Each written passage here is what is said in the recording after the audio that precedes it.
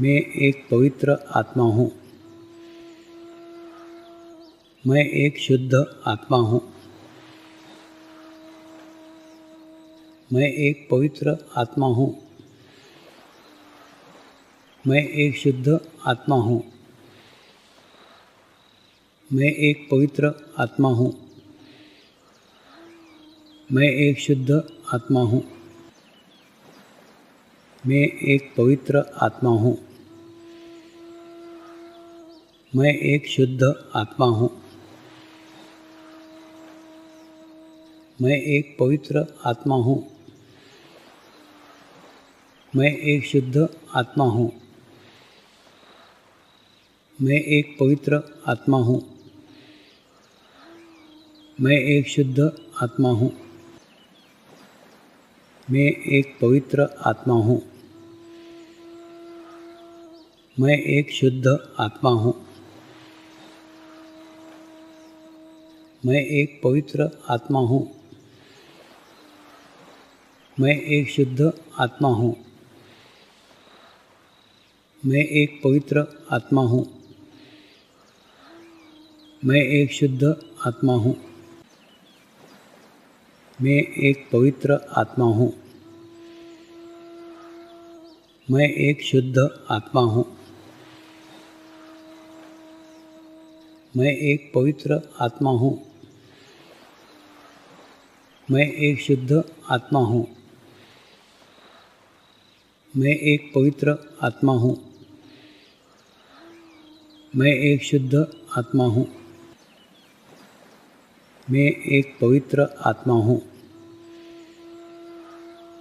मैं एक शुद्ध आत्मा हूँ। मैं एक पवित्र आत्मा हूँ। मैं एक शुद्ध आत्मा हूँ। मैं एक पवित्र आत्मा हूँ। मैं एक शुद्ध आत्मा हूँ। मैं एक पवित्र आत्मा हूँ। मैं एक शुद्ध आत्मा हूँ। मैं एक पवित्र आत्मा हूँ। मैं एक शुद्ध आत्मा हूँ। मैं एक पवित्र आत्मा हूँ। मैं एक शुद्ध आत्मा हूँ। मैं एक पवित्र आत्मा हूँ। मैं एक शुद्ध आत्मा हूँ। मैं एक पवित्र आत्मा हूँ। मैं एक शुद्ध आत्मा हूँ। मैं एक पवित्र आत्मा हूँ। मैं एक शुद्ध आत्मा हूँ। मैं एक पवित्र आत्मा हूँ। मैं एक शुद्ध आत्मा हूँ। मैं एक पवित्र आत्मा हूँ। मैं एक शुद्ध आत्मा हूँ। मैं एक पवित्र आत्मा हूँ। मैं एक शुद्ध आत्मा हूँ। मैं एक पवित्र आत्मा हूँ। मैं एक शुद्ध आत्मा हूँ। मैं एक पवित्र आत्मा हूँ। मैं एक शुद्ध आत्मा हूँ। मैं एक पवित्र आत्मा हूँ। मैं एक शुद्ध आत्मा हूँ। मैं एक पवित्र आत्मा हूँ। मैं एक शुद्ध आत्मा हूँ। मैं एक पवित्र आत्मा हूँ। मैं एक शुद्ध आत्मा हूँ। मैं एक पवित्र आत्मा हूँ। मैं एक शुद्ध आत्मा हूँ। मैं एक पवित्र आत्मा हूँ। मैं एक शुद्ध आत्मा हूँ। मैं एक पवित्र आत्मा हूँ। मैं एक शुद्ध आत्मा हूँ। मैं एक पवित्र आत्मा हूँ। मैं एक शुद्ध आत्मा हूँ। मैं एक पवित्र आत्मा हूँ। मैं एक शुद्ध आत्मा हूँ। मैं एक पवित्र आत्मा हूँ। मैं एक शुद्ध आत्मा हूँ। मैं एक पवित्र आत्मा हूँ। मैं एक शुद्ध आत्मा हूँ। मैं एक पवित्र आत्मा हूँ। मैं एक शुद्ध आत्मा हूँ। मैं एक पवित्र आत्मा हूँ। मैं एक शुद्ध आत्मा हूँ। मैं एक पवित्र आत्मा हूँ। मैं एक शुद्ध आत्मा हूँ। मैं एक पवित्र आत्मा हूँ। मैं एक शुद्ध आत्मा हूँ। मैं एक पवित्र आत्मा हूँ। मैं एक शुद्ध आत्मा हूँ। मैं एक पवित्र आत्मा हूँ। मैं एक शुद्ध आत्मा हूँ। मैं एक पवित्र आत्मा हूँ। मैं एक शुद्ध आत्मा हूँ। मैं एक पवित्र आत्मा हूँ। मैं एक शुद्ध आत्मा हूँ। मैं एक पवित्र आत्मा हूँ। मैं एक शुद्ध आत्मा हूँ। मैं एक पवित्र आत्मा हूँ। मैं एक शुद्ध आत्मा हूँ। मैं एक पवित्र आत्मा हूँ। मैं एक शुद्ध आत्मा हूँ। मैं एक पवित्र आत्मा हूँ। मैं एक शुद्ध आत्मा हूँ। मैं एक पवित्र आत्मा हूँ। मैं एक शुद्ध आत्मा हूँ। मैं एक पवित्र आत्मा हूँ। मैं एक शुद्ध आत्मा हूँ। मैं एक पवित्र आत्मा हूँ। मैं एक शुद्ध आत्मा हूँ। मैं एक पवित्र आत्मा हूँ। मैं एक शुद्ध आत्मा हूँ। मैं एक पवित्र आत्मा हूँ। मैं एक शुद्ध आत्मा हूँ। मैं एक पवित्र आत्मा हूँ। मैं एक शुद्ध आत्मा हूँ। मैं एक पवित्र आत्मा हूँ। मैं एक शुद्ध आत्मा हूँ। मैं एक पवित्र आत्मा हूँ। मैं एक शुद्ध आत्मा हूँ। मैं एक पवित्र आत्मा हूँ। मैं एक शुद्ध आत्मा हूँ। मैं एक पवित्र आत्मा हूँ। मैं एक शुद्ध आत्मा हूँ। मैं एक पवित्र आत्मा हूँ। मैं एक शुद्ध आत्मा हूँ। मैं एक पवित्र आत्मा हूँ। मैं एक शुद्ध आत्मा हूँ। मैं एक पवित्र आत्मा हूँ। मैं एक शुद्ध आत्मा हूँ। मैं एक पवित्र आत्मा हूँ। मैं एक शुद्ध आत्मा हूँ। मैं एक पवित्र आत्मा हूँ। मैं एक शुद्ध आत्मा हूँ। मैं एक पवित्र आत्मा हूँ। मैं एक शुद्ध आत्मा हूँ। मैं एक पवित्र आत्मा हूँ। मैं एक शुद्ध आत्मा हूँ।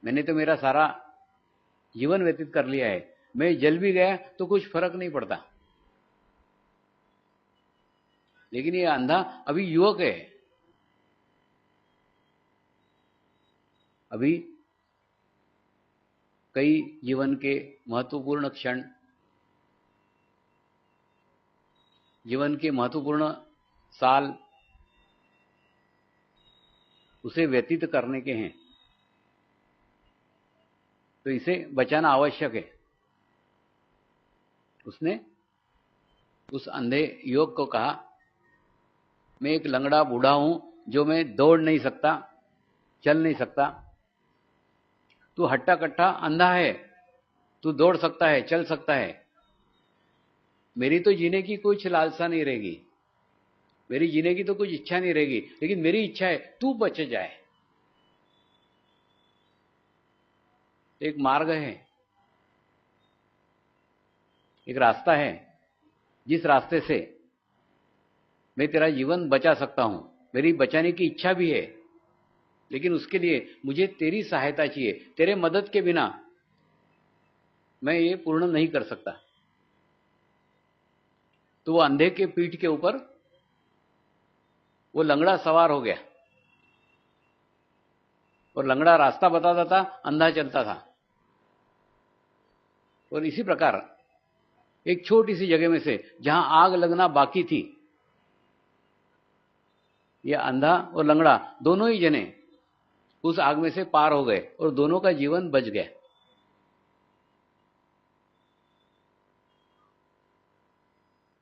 कहानी का उद्देश्य संपूर्ण व्यक्तित्व कोई भी नहीं होता, पूर्ण व्यक्तित्व कोई भी नहीं होता, प्रत्येक के अंदर कुछ तो भी कमी रहती है, और हम सब एक दूसरे के पूरक हैं। आज मेरी भी स्थिति उसी बूढ़े जैसी है, जो लंगड़ा बूढ़ा आग के अंदर फंस गए हैं, और तुम्हारी स्थिति वो अंधे युवकों जैसी है, जिन्हें मार्ग पता नहीं है, रास्ता पता नहीं है। तो अगर तुम और मैं मिलकर के कार्य करें तो इस वर्तमान की आग में से हम अपना जीवन पार कर सकते हैं।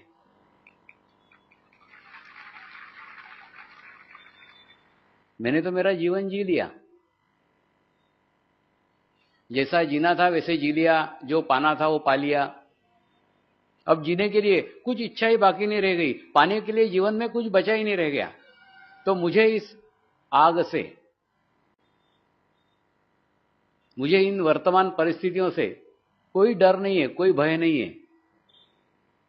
केवल भय आपके लिए लग रहा है कि आपको इसमें से बाहर निकाल सकूं, और निकालने का एक ही मार्ग है, हम दोनों मिलकर के कार्य करें। दोनों मिलकर के कार्य करेंगे तो ही इसमें से पार हो सकते हैं, पार जा सकते हैं।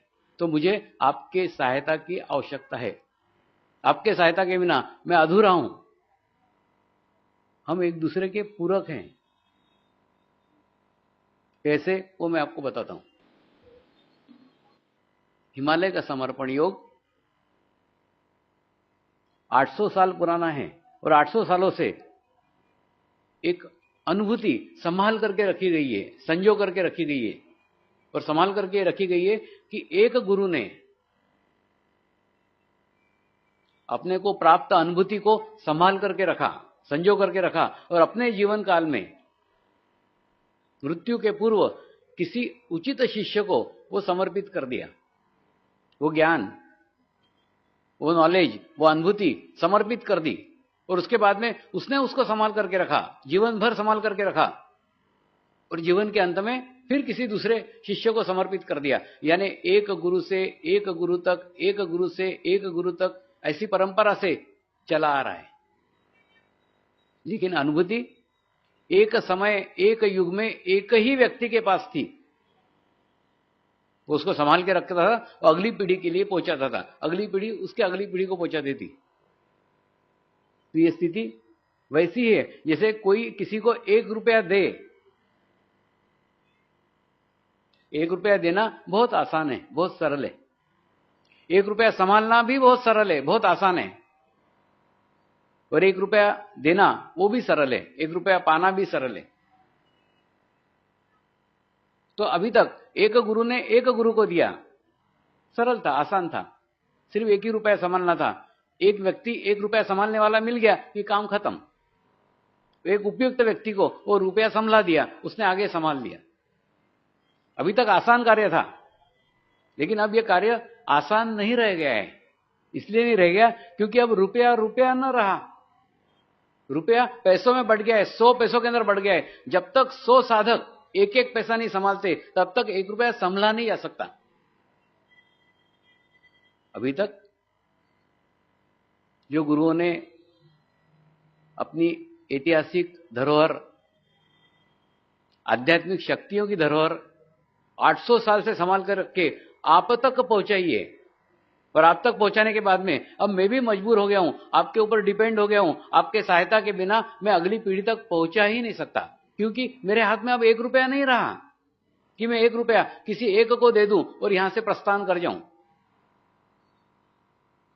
अब 100 लोग जब तक तैयार नहीं होते, 100 लोग जब तक एक एक पैसा नहीं संभालते, तब तक वो रुपया संभला ही नहीं जा सकता। इसलिए आपके सहायता के बिना, आपके मदद के बिना यह कार्य अब आगे बढ़ ही नहीं सकता। एक स्थिति तक जाके पहुंच गए, हो गया, बहुत विस्तार हो गया, बहुत प्रचार हो गया, जो नींव डालना थी समर्पण की डाल दी। इतनी मजबूत नींव डाली है कि उसके ऊपर आप कितने भी फ्लोर चढ़ाना चाहो चढ़ा सकते हो।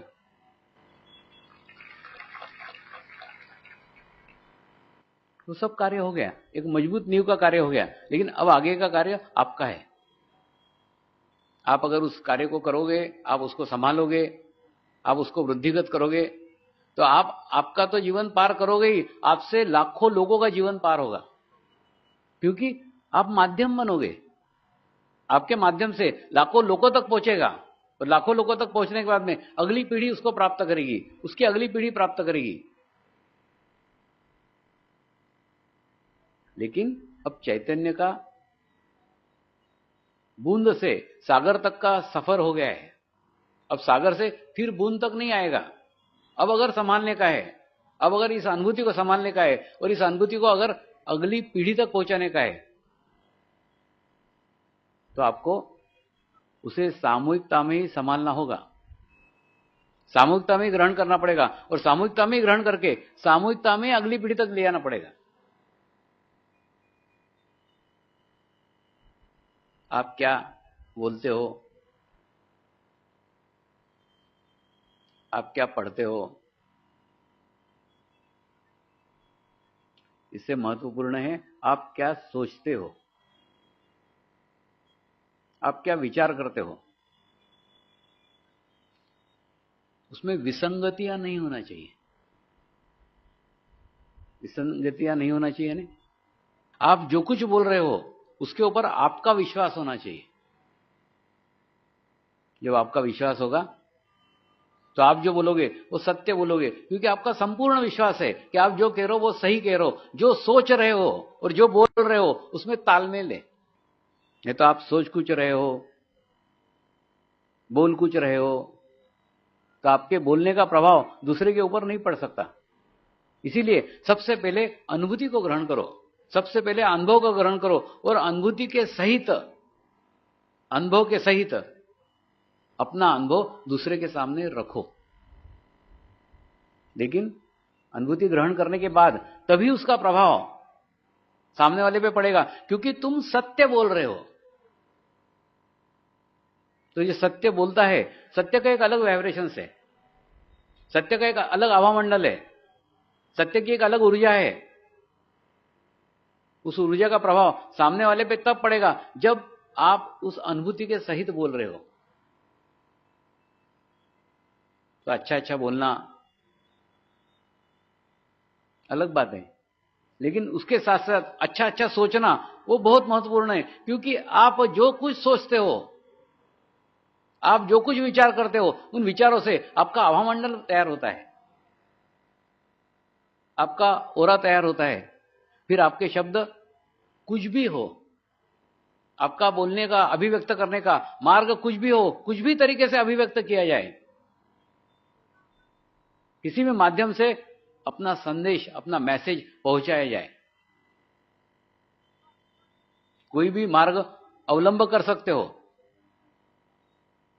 लेकिन अच्छे विचारों के साथ, अच्छे आभामंडल के साथ, सोचने में और बोलने में तालमेल होना चाहिए, एक जैसा समान। अंदर जो है वही बाहर है, बाहर कुछ दिखा रहे हो, अंदर कुछ है, बिल्कुल ऐसा नहीं चाहिए, क्योंकि उसका प्रभाव ही नहीं पड़ेगा।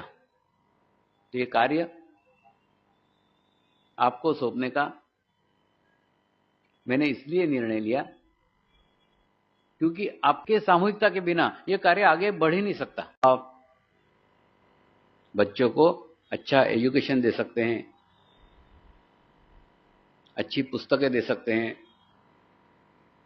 अच्छे शिक्षक दे सकते हैं, अच्छी स्कूल दे सकते हैं। मेरी चिंता कुछ और है। आज इन सबसे अधिक सुरक्षा की आवश्यकता है। प्रोटेक्शन कोई माँ बाप नहीं दे सकते, कोई मशीन नहीं दे सकती, कोई सरकार नहीं दे सकती, कुछ नहीं दे सकता। प्रोटेक्शन बाहर से प्राप्त हो ही नहीं सकता।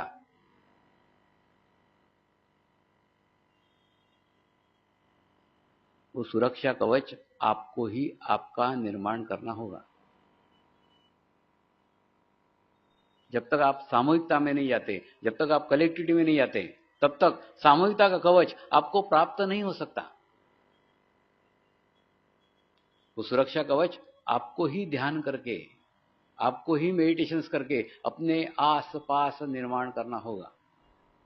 और वो निर्माण हो जाने के बाद में बाहर कितनी भी बुरी घटनाएं हो जाएं, बाहर कितनी भी दुर्घटनाएं हो जाएं, उन सब दुर्घटनाओं में आप सुरक्षित रह सकते हो, दूसरे को सुरक्षित कर सकते हो। आप जहां जाओगे वहां कभी कोई दुर्घटना नहीं होगी।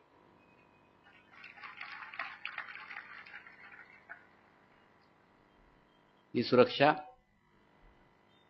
समर्पण ध्यान से आपको प्राप्त हो सकती है। आज की ये आवश्यकता है। मैंने बताया ना, मुझे मेरे जीवन का अब कुछ नहीं रह गया, मेरे को सिर्फ आपकी चिंता है, आपके बारे में सोच रहा हूं। आज के परिस्थिति में, आज के परिवेश में सुरक्षा का बहुत ज्यादा महत्व है। आप किसी भी स्थान पे जाओ, एक अच्छे आभामंडल के साथ जाओ, किसी भी स्थान के ऊपर जाओ, एक अच्छे ओरा के साथ जाओ। उस आभामंडल का प्रोटेक्शन, उस ओरा का प्रोटेक्शन आपको सब जगह प्राप्त होगा, सब स्थानों पे प्राप्त होगा, और आप सब स्थानों में से सुरक्षित चले आएंगे, और आप दूसरों को भी सुरक्षित करेंगे। आने वाले समय में इन सब बातों का बड़ा महत्व है। इसीलिए ये एक ऐसा अवसर आपके सामने रख रहा हूं, आपके सम्मुख रख रहा हूं।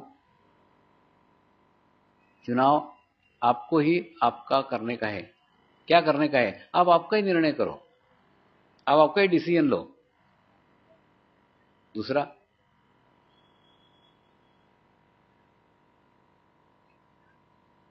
जो पहले की पीढ़ी थी वो अभावग्रस्त थी, और अभावग्रस्त होने के कारण उनको उनके जीवन काल में सुख सुविधाएं प्राप्त नहीं हुई, भौतिक संसाधन प्राप्त नहीं हुए, धन प्राप्त नहीं हुआ, ऐश्वर्य प्राप्त नहीं हुआ, समृद्धि प्राप्त नहीं हुई। तो माँ बाप सदैव बच्चों के माध्यम से फिर से पुनर्जीवित होते हैं। जो अपने को नहीं मिला वो अपने बच्चों को मिलना चाहिए, अपनी लड़कियों को मिलना चाहिए, अपने लड़कों को मिलना चाहिए, ये सदैव उनका भाव रहता है। और उसी भाव के तहत उन्होंने भी इच्छा की कि आपको भी अच्छी समृद्धि मिलना चाहिए, अच्छी धन मिलना चाहिए, अच्छा ऐश्वर्य मिलना चाहिए, अच्छी सुख सुविधाएं मिलना चाहिए। उन्होंने इच्छा की और वैसे आपको मिली। लेकिन सदैव याद रखो, ये सुख सुविधाएं आपको कंफर्ट दे सकती है, आपको आराम दे सकती है, सुख और ही है, सुख अलग है। ये सुख सुविधाएं अमृत अंजन जैसी है, अमृतांजन रहता है कि नहीं, घुटने में लगा तो आप बाहर से लगा सकते हो, लेकिन पेट में दर्द हुआ तो अमृतांजन लगा सकते हो क्या? नहीं लगा सकते। ये धन, पैसा, सुख सुविधाएं, कंफर्ट आपको बाहरी आनंद दे सकते हैं, बाहरी आराम दे सकते हैं, लेकिन आत्मा का सुख नहीं मिल सकता। आत्मा का सुख पाने के लिए आपको भीतर की ओर ही यात्रा करना पड़ेगी, भीतर की ओर ही जाना पड़ेगा। जब तक आप भीतर नहीं जाते तब तक वो प्राप्त नहीं हो सकता। दूसरा, जैसे एक दूध का ग्लास रहता है कि नहीं, एक ग्लास एक सीमा तक भरा जा सकता है, उसके बाद में वो छलकेगा ही, उसमें दूध आ ही नहीं सकता। ठीक ऐसी मेरी स्थिति हो गई है। जीवन में सब कुछ प्राप्त कर लिया, अब पाने के लिए कुछ बाकी रह ही नहीं गया। अब अगर मैं कुछ सुख प्राप्त करना चाहूं, अगर मैं चाहूं कि मुझे आनंद प्राप्त हो, मुझे सुख प्राप्त हो, तो वो तुम्हारे माध्यम से होगा। तुम अगर सुखी होंगे, तुम अगर आनंदी होगे, तुम अगर खुश होगे, तुम्हें अगर आत्म सुख का प्राप्ति होगी तो मुझे सुख मिल सकता है। अब मुझे सुख पाने के लिए कुछ नहीं रह गया, तुम्हारी माध्यम की आवश्यकता है, तुम्हारे माध्यम के बिना मुझे भी सुख नहीं मिल सकता। ऐसी स्थिति आपकी भी है, आपको भी। एक नाभि चक्र तक विकसित होने के बाद में जीवन में मजा तब आएगा, जीवन में आनंद तब आएगा जब उस चैतन्य को, उस परमात्मा की अनुभूति को आप दूसरे को कराओ, आपके माध्यम से दूसरा प्राप्त करे। उस चैतन्य की अनुभूति के लिए आप माध्यम बनो। ऐसा माध्यम बनने में अगर आप सफल होते हो तो आत्म सुख को प्राप्त कर सकते हो, और आत्म सुख को प्राप्त करके आत्म शांति को प्राप्त कर सकते हो, और आत्म शांति को प्राप्त करके आत्म शक्ति को प्राप्त कर सकते हो, और आत्म शक्ति को प्राप्त करके परमात्मा को प्राप्त कर सकते हो। तो परमात्मा को प्राप्त करने के बाद आपके आसपास ही परमात्मा रहेगा, हवामंडल के रूप में रहेगा, सुरक्षा कवच के रूप में रहेगा। तो सब जगह, सब स्थानों पे आपको एक सुरक्षा प्रदान करेगा, एक सुखमय, शांत विश्व प्रदान करेगा, एक कल्याणकारी विश्व प्रदान करेगा। लेकिन उसके लिए आपको ध्यान करने की आवश्यकता है, आपको मेडिटेशंस करने की आवश्यकता है। अब उद्देश्य के ऊपर आ जाओ, पर्पस के ऊपर आ जाओ। किस उद्देश्य से समर्पण ध्यान की शुरुआत हुई है? वो उद्देश्य है अच्छे पुण्यात्माओं का जन्म।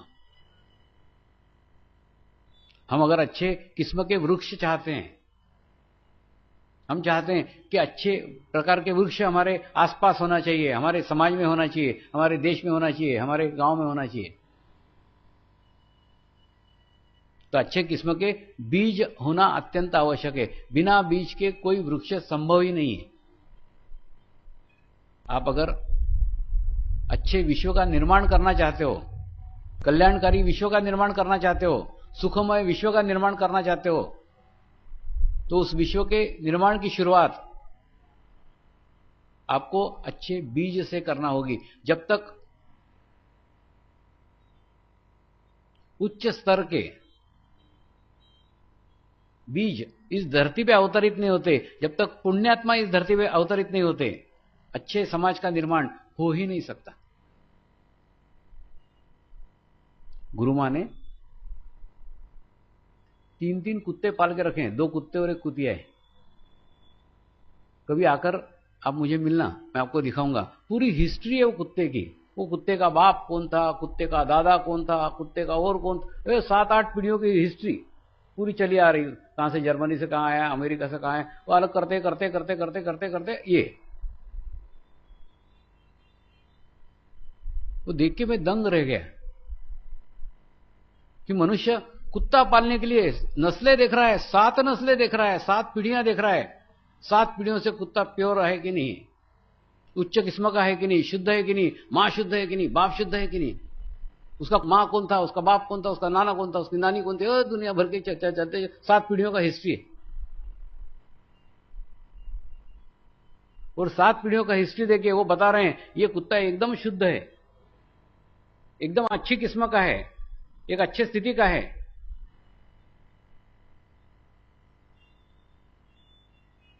तो देख करके मुझे लगा मनुष्य कुत्ता पालता है तब भी अच्छी नस्ल देखता है, अच्छी स्थिति देखता है, अच्छा वातावरण देखता है, अच्छी हिस्ट्री देखता है, लेकिन अपने बच्चे को जन्म देते समय अच्छी आत्मा नहीं देखता, पुण्यात्मा नहीं देखता, आत्मा का स्तर नहीं देखता। इसीलिए अतिथि बच्चे आ रहे हैं, हमें आमंत्रित बच्चे चाहिए। अतिथि बच्चों से मेरा अर्थ सिर्फ मां बाप साथ में आ गए, पास में आ गए, और उनके संयोग से एक पुत्र ने जन्म लिया, एक पुत्री ने जन्म लिया। मां को भी बच्चा नहीं चाहिए, बाप को भी बच्चा नहीं चाहिए, अब गर्भधारणा हो गई इसलिए हो गया।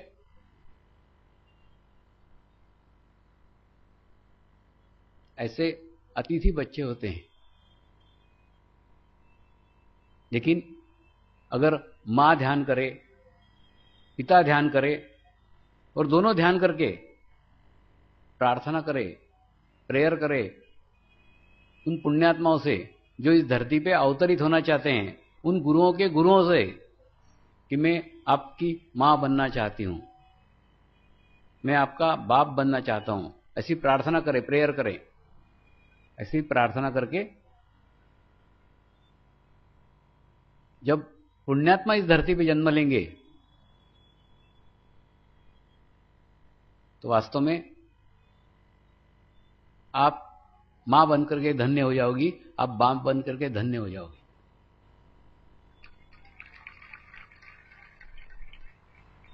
मैंने पुण्यात्मा का जन्म देखा हुआ है, पुण्यात्मा की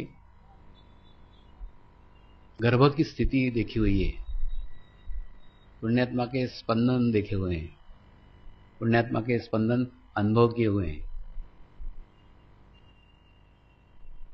डिलीवरी टेबल पे डिलीवरी हो रही है, बीच में केवल एक पार्टीशन है, पार्टीशन के उस पार उसी डॉक्टरनी के बच्चे पढ़ रहे हैं और बच्चों तक भी आवाज नहीं जाती, और बच्चे का जन्म हो जाता है। और बच्चे का जन्म हो जाने के बाद में सिर्फ उस रूम में नहीं, पूरे हॉस्पिटल के अंदर चंदन की खुशबू ही खुशबू फैल जाती है, सारा वातावरण प्रफुल्लित हो जाता है, प्रसन्न हो जाता है। ऐसे पुण्यात्मा के जन्म की अनुभूति हुई, मां को भी पता नहीं चलता, मां को कोई कष्ट नहीं, कोई पीड़ा नहीं, कुछ नहीं। पुण्यात्मा जब जन्म लेते हैं तो मां को भी एक उच्च अवस्था प्राप्त हो जाती है। उस उच्च अवस्था में कब जन्म हो गया पता भी नहीं चलता। लेकिन ये पुण्यात्मा का मां बनने का अवसर तभी प्राप्त हो सकता है जब आप पूर्ण रूप से अपने आप को समर्पित कर दो। मेरे पास आप लोगों की जो चिट्ठियां आती है, जो पत्र आते हैं, उनसे बड़ी विसंगतियां नजर आती है। केवल समर्पण ध्यान में विवाह करने से उद्देश्य की प्राप्ति नहीं हो सकती।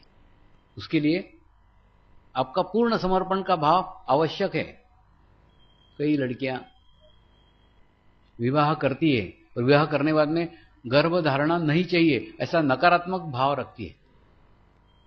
तो कल्पना करो, ऐसा नकारात्मक भाव रख के अगर गर्भधारणा हो गई तो पुण्यात्मा आ सकता है क्या? नहीं। दूसरा, डिलीवरी में मैं मर जाऊंगी ऐसा नकारात्मक भाव, ऐसा डर, ऐसी भीति उनके अंदर रहती है, तो ऐसी स्थिति में भी पुण्यात्मा आ सकता है क्या? नहीं। इसके लिए आपको एक उच्च मानसिक स्थिति की आवश्यकता है। इस कार्य के अंदर लड़कियों का बहुत बड़ा रोल है, बहुत बड़ा। उस रोल को समझो, उस स्थिति को समझो। संपूर्ण समर्पण की स्थिति आपकी होना चाहिए, कोई नकारात्मक भाव नहीं, कुछ नहीं। लेकिन वो स्थिति जब तक प्राप्त नहीं होती तब तक ये उद्देश्य की पूर्ति नहीं हो सकती।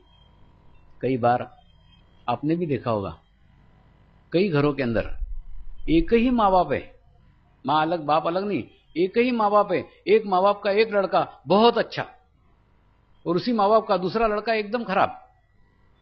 क्या कारण हुआ? कारण एक ही है। हमारे पुराने पंचांगों में देखोगे तो एक गर्भाधान संस्कार होता था। गर्भधारणा किस स्थिति में हुई, किस समय हुई, किस अवस्था में हुई, किन विचारों में हुई, उसी के ऊपर सब कुछ निर्भर है। अगर अच्छे स्थिति में हुई तो अच्छे लड़के ने जन्म लिया, अच्छे स्थिति में नहीं हुई खराब लड़के ने जन्म लिया। एक आयुर्वेदिक के डॉक्टर के साथ भी इस विषय पे चर्चा हुई। वो बोलता कफ, वात और पित्त 3 प्रकार रहते हैं। किस स्थिति के अंदर धारणा हुई उसी के ऊपर सब कुछ निर्भर है कि वो लड़का कैसा निर्माण होगा, वो लड़की कैसे निर्माण होगी।